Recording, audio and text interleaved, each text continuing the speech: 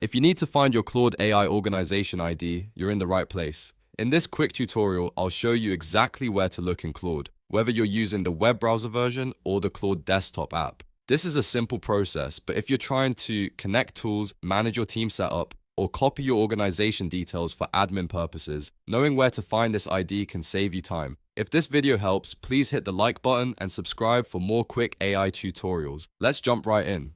First, open Claude AI in your web browser or launch the Claude Desktop application if that's what you use. Once you're inside Claude, look down to the bottom left corner of the sidebar. You should see your profile name there. Click on your profile name to open the account menu.